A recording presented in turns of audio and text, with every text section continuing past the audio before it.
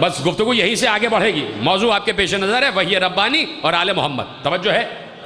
اب اگر مان لیا جائے, تھوڑی دیر کے لیے مان لیا جائے, چلو قرآن کافی ہے, تھوڑی دیر کے لیے مانتے ہیں. آؤ, اصول دین کتنے ہیں؟ یہ تو آپ کے یہاں ہیں. توحید, نبوت, قیامت. اصول دین 3. توحید کے تمام تر عقائد قرآن سے ثابت کر کے دکھاؤ. قرآن میں کیا ہے؟ اللہ کیا ہے قرآن میں؟ قل هو اللہ احد اللہ الصمد لم یلد ولم یولد ولم یکن لہ کفوا احد. یہ ہے اللہ کا تعارف قرآن میں, اور یہ سب سے بڑا سورہ ہے, سب سے اہم ترین سورہ. بڑے سے مراد سب سے اہم ترین سورہ کہ جو توحید کی بنیاد ہے. تو بس کیا یہی ہے اللہ؟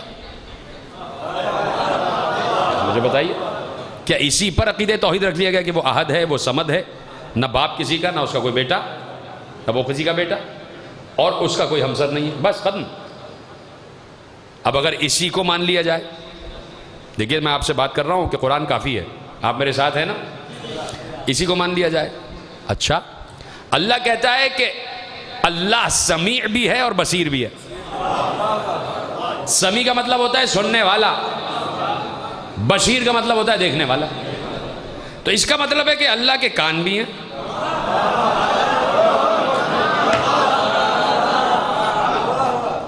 اس کا مطلب ہے کہ اللہ کی آنکھ بھی ہے. کہہ رہے ہیں نا ان اللہ سمیع بصیر, کبھی کہا ان اللہ سمیع علیم. اللہ سنتا بھی ہے, دیکھتا بھی ہے. کہیں کہا ان اللہ خبیر بما تعملون, اللہ تمہارے ہر عمل سے باخبر ہے. اس کا مطلب ہے کہ رپورٹنگ بھی رکھتا ہے, دیکھتا رہتا ہے, ہر کسی سے باخبر ہے. پھر کہتا ہے کہ ہے آیت آپ کے حوالے کر رہا ہوں, پھر کہتا ہے کل من علیہا فان, ہر شے فنا ہو جائے گی, اللہ کا چہرہ باقی رہے گا.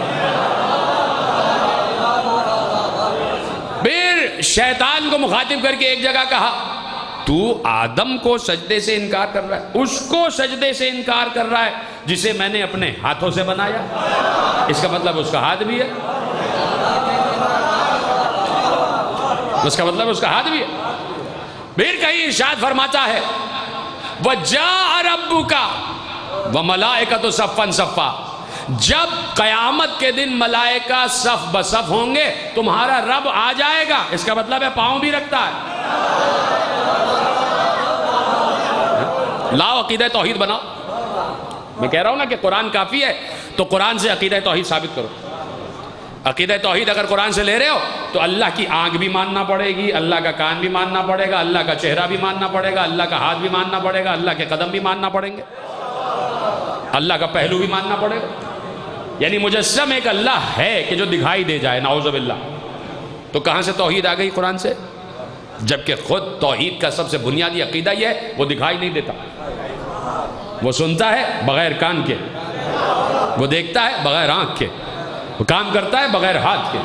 یہ ہے توحید کا عقیدہ. ثابت کر دیجئے آپ. نبوت ثابت کرو قرآن سے. دیکھیے نبوت کا عقیدہ تو آپ ثابت کر سکتے ہیں, 1,24,000 انبیاء کیسے ثابت کریں گے قرآن سے؟ قرآن میں تو کل 25 کے نام ہیں.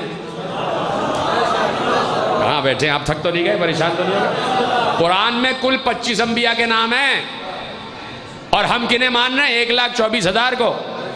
اور عقیدہ 1,24,000 پر رکھنا واجب ہے. جو 1,24,000 انبیاء پر عقیدہ نہ رکھے وہ مسلمان نہیں ہے. ثابت کرو قرآن سے. فروعات دین, نماز, روزہ, حج, زکوٰۃ, جہاد. نماز ثابت کرو قرآن سے. اقیم الصلاۃ تو ثابت کر سکتے ہو کہ نماز قائم کرو. کیسے پڑھو؟ بھائی آپ ہی نے تو کہا ہے نا, آپ میں سے کسی نے کہا تھا نا, نہیں آپ میں سے تو نہیں, کسی نے باہر سے کہا تھا کہ قرآن کافی ہے. باہر سے آواز آئی تھی یا یہیں سے آئی تھی؟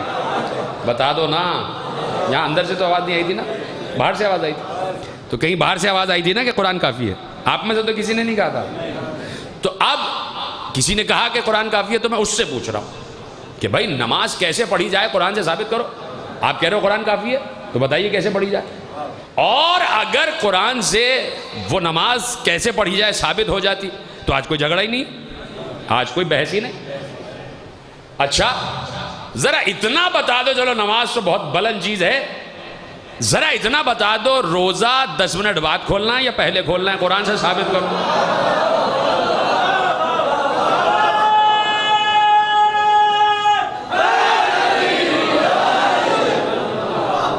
مبتلات نماز قرآن میں نہیں، شکیات نماز قرآن میں نہیں، خطر کی نماز قرآن میں نہیں، حذر کی نماز قرآن میں نہیں، نماز آیات قرآن میں نہیں، نماز شکرانہ قرآن میں نہیں، نماز مغفرت والدین قرآن میں نہیں، نماز استخارہ قرآن میں نہیں، نماز آمرزش گناہان قرآن میں نہیں، پھر بھی پڑھ رہے ہو۔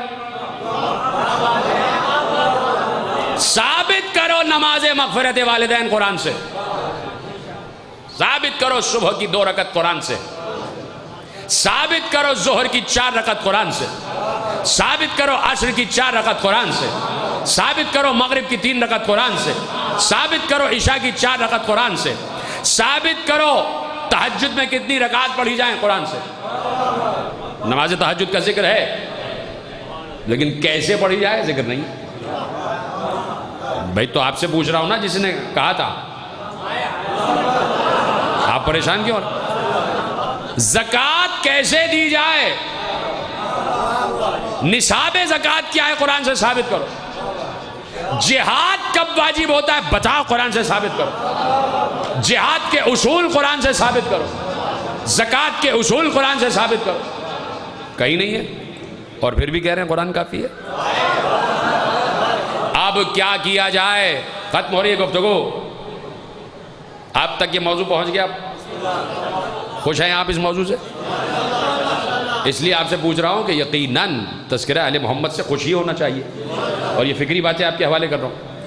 اب اگر یہ تمام امور قرآن میں موجود ہیں اور ہمیں دکھائی نہیں دے رہے تو نعوذ باللہ اللہ اتنا ظالم نہیں ہے کہ وہ ان کا حل ہم تک نہ پہنچائے اور قرآن سے نہ پہنچائے۔ تو پروردگار اب تو ہی بتا دے کہ ایک طرف تو ہم اس بات کی تردید کر رہے ہیں کہ نہیں قرآن کافی نہیں ہے، اور دوسری طرف تو نے ہم پر نماز بھی نازل کر دی، روزہ بھی نازل کر دیا، حج بھی نازل کر دیا، زکوٰۃ بھی نازل کر دی، جہاد بھی نازل کر دیا، تو نے ہم پر اصول دین بھی واجب کر دیے، تو نے حقوق اللہ بھی نازل کر دیے، تو نے حقوق العباد بھی نازل کر دیے۔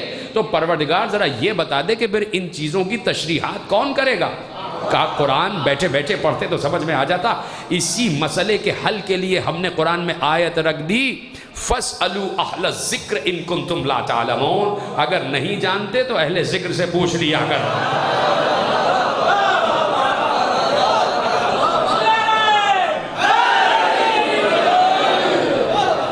اگر نہیں جانتے تو اہل ذکر سے پوچھو۔ فَاسْأَلُوا أَهْلَ الذِّكْرِ إِن كُنتُمْ لَا تَعْلَمُونَ، قرآن کی آیت ہے۔ 1400 برس سے قرآن پکار کر کہہ رہا ہے کہ اگر نہیں جانتے تو اہل ذکر سے پوچھو، اہل ذکر سے پوچھو۔ تو میرے عزیزوں بات یہیں پر روکتا ہوں، کل یہیں سے بات آگے بڑھ جائے گی، روک رہا ہوں بات، ابھی اہل ذکر کی تشریح نہیں کرتا، کل تشریح کر دوں گا اہل ذکر کی، کہ اہل ذکر بھی قرآن نہیں سمجھایا کہ ذکر کیا ہے اور اہل ذکر کیا ہے۔ لیکن اگر کہیں سے یہ نعرہ بلند ہی ہو گیا ہے کہ قرآن کافی ہے، قرآن کافی ہے، قرآن کافی ہے، تو اب پوچھو اللہ سے کہ پروردگار کوئی کہہ رہا ہے کہ قرآن کافی ہے تو تو بتا دے کہ قرآن کس کے لیے کافی ہے۔ ایک بار اسی قرآن نے سورہ مریم میں آواز دی، فَإِنَّمَا يَسَّرْنَاهُ بِلِسَانِكَ، اے نبی اگر قرآن کسی کے لیے کافی ہے تو وہ آپ کے لیے کافی ہے۔